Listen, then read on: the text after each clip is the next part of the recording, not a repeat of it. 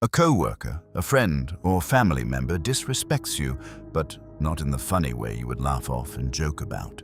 Your mind goes blank. You say nothing. And then you spend the next 3 days replaying it, inventing the perfect comeback you could or should have said. But you didn't. It's too late for that now. Sound familiar? Here's the truth. The way you've been handling disrespect has been costing you, and after today, that changes. I'm going to give you 5 techniques, starting with the easiest thing you can do right now, all the way to a final mindset shift so powerful that disrespect will genuinely stop affecting you altogether. Stay until the end, because that last one, it's the one that changes everything. Let's get into it. The control game. Understanding the trap. Before we get into the techniques, you need to understand one thing, because without this, none of what follows will make sense. Here is the golden rule of every social conflict you will ever face. Whoever provokes you, owns you. The moment you react emotionally to disrespect, the moment your face flushes, your voice cracks, or you fire something back without thinking, you have already lost. Not because reacting makes you weak, but because that reaction, that was exactly what they wanted. When someone disrespects you, they are rarely just being randomly rude. They are running what I call a control test. They are casting a line, baited with an insult, and waiting to see if you'll bite. And there are 3 specific traps they're hoping you fall into. Trap 1, the emotional reaction bait. They want you angry. They want to watch your composure crack, because an emotional response is a trophy. It tells them, I got to you. I have power over your emotions. And once they know they have that power, they will use it over and over again. Trap 2, the justification trap. This is the one most people fall for without even realizing it. The moment you start nervously explaining yourself, well, actually, that's not what I meant, or let me clarify what I said. You've already accepted their premise. You've walked into their courtroom and started pleading your case, and in the court of social opinion, the person who justifies always looks guilty. Trap 3, the awkward laughter gambit. This one feels like the safe option. You laugh it off. You make it seem like it didn't bother you. But here is what that actually communicates. Tells them your boundaries are negotiable. It teaches them that your dignity is something you'll quietly trade away to keep the peace, and they will absolutely remember that. Falling into any one of these traps is like handing someone the key to a cage and then wondering why you feel powerless. So the single most important first step is this. Stop playing their game. You cannot win a game that was specifically designed to trap you, but you can flip the entire board.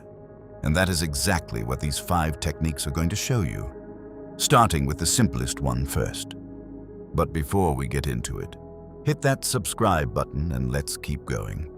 Because what's coming next is where things get really interesting. 1. Embrace the silent stare. The easiest to implement. When someone is openly rude or disrespectful, nothing throws them off more than a long, calm stare. No words, no expressions, no flinching. Just steady eye contact. For 5 full seconds. Here's why this works. People who disrespect others run entirely on reaction. They want you to snap back or get flustered. That reaction is their fuel, but when you just look at them, the power dynamic doesn't just shift. It flips entirely.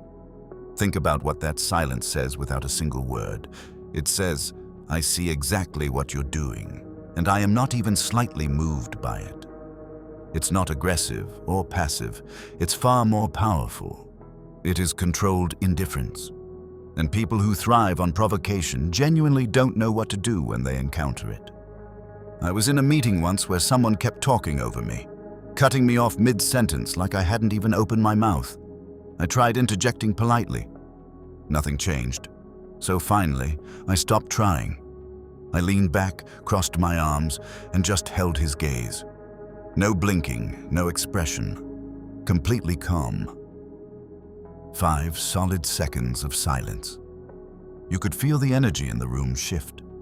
Everyone else started looking at him too, and he suddenly stumbled over his own words and looked everywhere except back at me. He didn't interrupt me for the rest of that meeting, not once. One silent stare did more than 10 polite interjections ever could.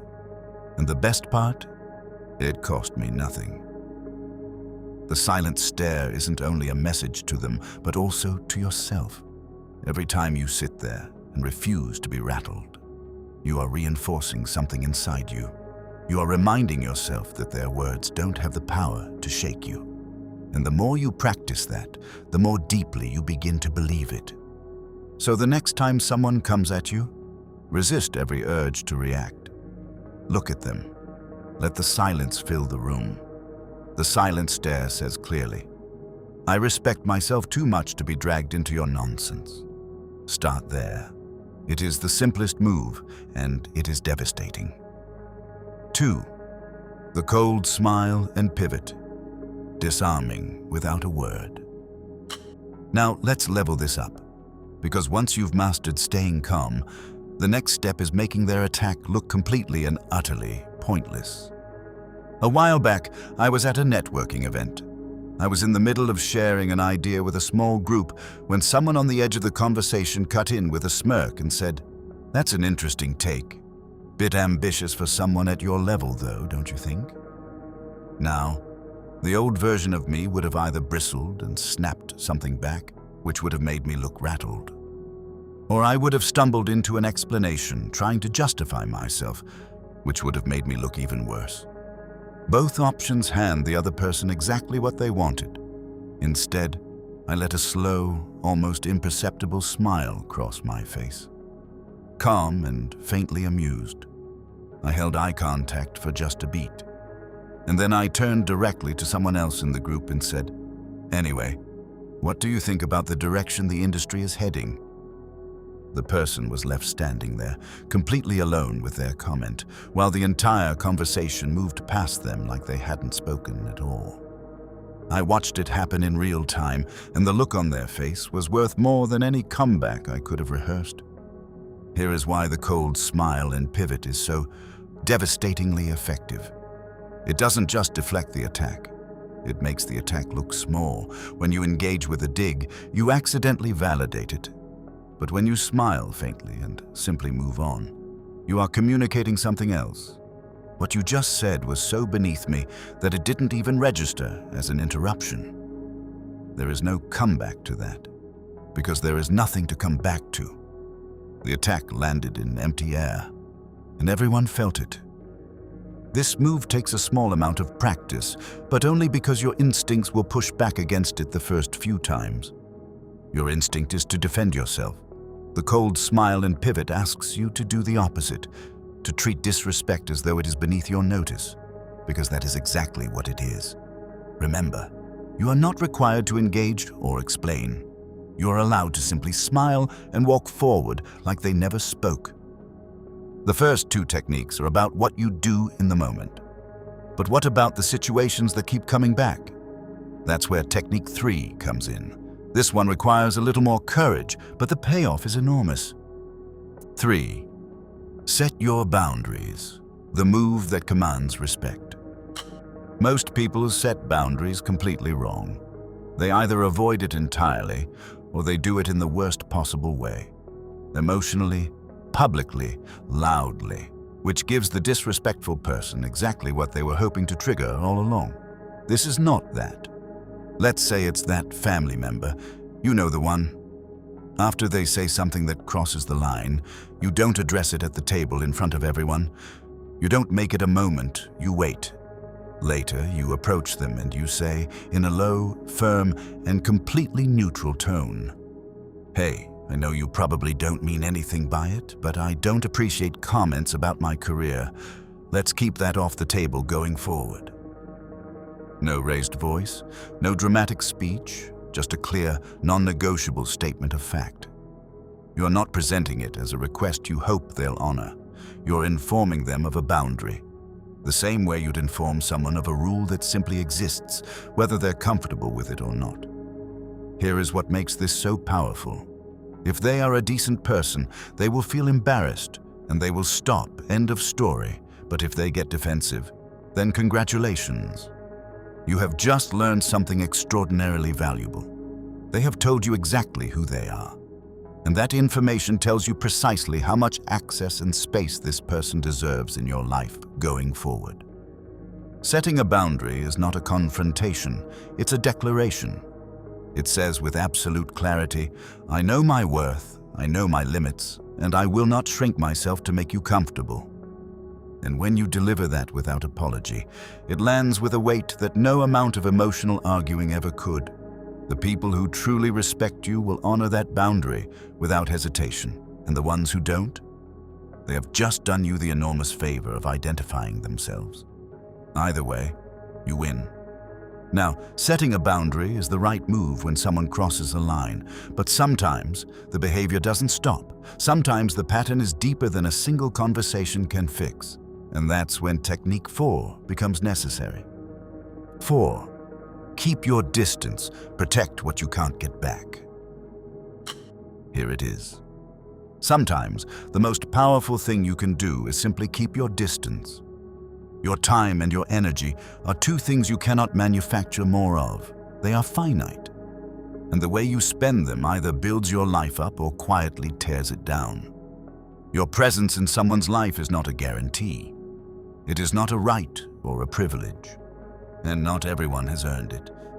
I had a friend once who had a talent for making small, sharp comments about almost every choice I made. None of it was ever a full attack. It was always subtle enough to be deniable. The kind of commentary that sounds almost harmless on the surface, but when it's coming from someone you trust. At first, I told myself I was overthinking it. That was just their personality. But over time, those little moments started to stack. I noticed I was tensing up before I even got to wherever we were meeting. I was bracing myself before they'd even opened their mouth. And then one day I asked myself a question I'd been avoiding. Why am I working this hard to be around someone who makes me feel this way? I had no good answer, so I made a quiet decision. I simply started limiting my exposure. Seeing them once a month instead of every week, being less available. And the change I felt was almost immediate, like something had been lifted off my chest that I had stopped noticing was there. Here is the deeper truth that I need you to hear. Choosing distance is not weakness. It's not running away, it's self-respect made visible.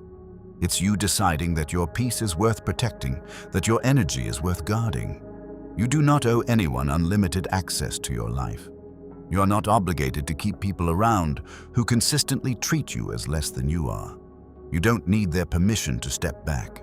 You are allowed to simply choose yourself. And here is the thing about keeping your distance. It protects your energy and sends a message that your time has standards attached to it. That is a message that lands far louder than any argument ever could. The first 4 techniques give you real, practical tools for handling disrespect in the moment and over time. But technique 5? This is the one that takes all of those tools and makes them feel effortless. Because it changes not just what you do, but how you fundamentally see the situation. This is the one that gives you immunity. 5. Reframe the insult. The life-changing one. All right, this is it. This is a complete and permanent shift in how you experience the world. And once it truly clicks, disrespect will genuinely never land the same way again. Here it is. An insult is never about you. It is a confession. When someone disrespects you, they are not describing you. They are broadcasting their own insecurities, their own fears, and the private battles they are losing inside themselves. Their words are a mirror, and that mirror only ever reflects what lives within them. Disrespect works in the same way. The person mocking your ambition is confessing that they are haunted by their own abandoned dreams. The person belittling your choices is confessing that they are terrified of the risk they've never dared to take. The person who tries to make you feel small is confessing just how small they feel on the inside.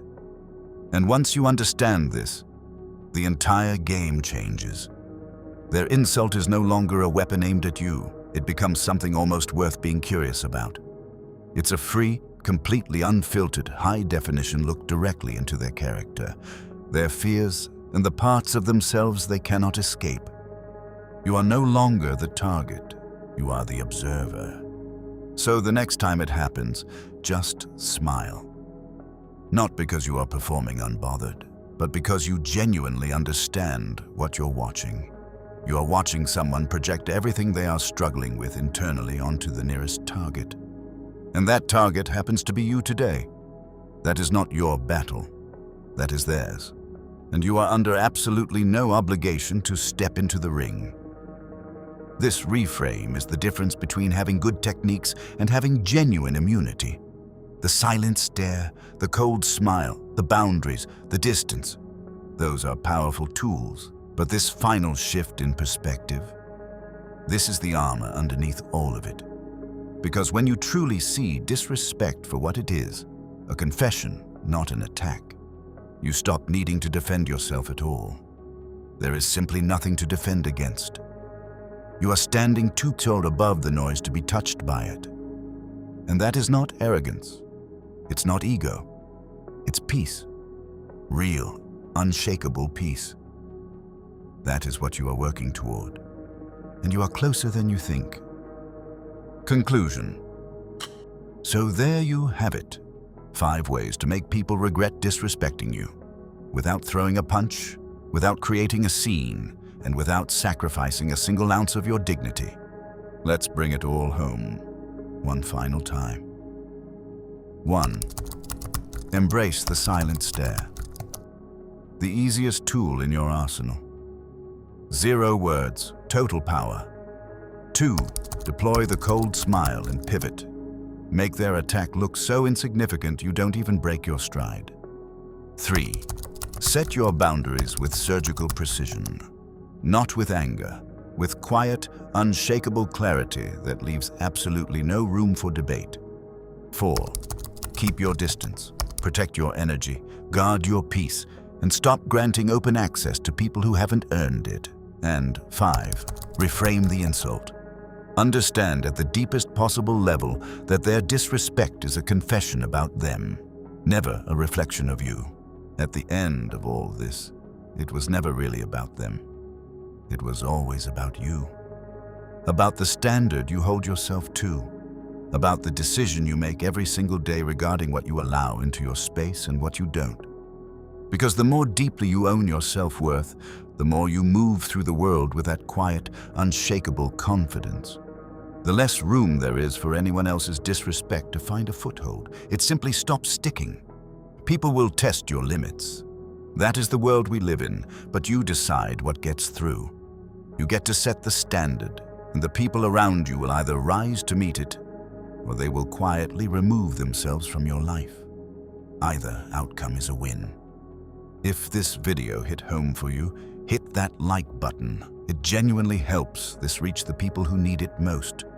And if you've enjoyed this, subscribing helps us deliver even more great videos like this. So tap that button and join the community. Share this with someone who could use the reminder right now. Drop a comment below. Which of these 5 hit hardest for you? I genuinely want to know. Let's talk about it. Until next time, stand tall, protect your peace, and remember, respect starts with you.